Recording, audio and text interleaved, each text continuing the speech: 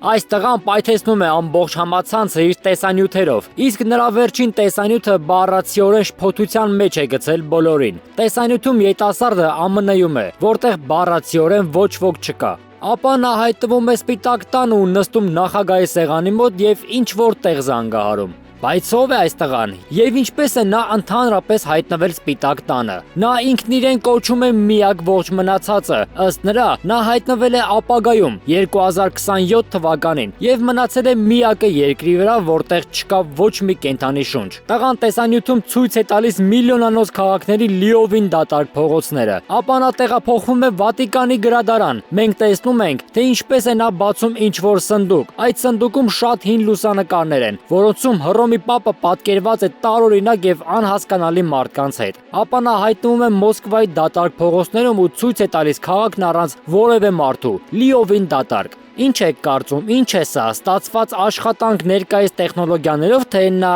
իսկապես ապագայում է։ Չենք մոռանում բաժանորդագրվել Նարեկ Դեմիրճյան էջին։ Շնորհակալություն։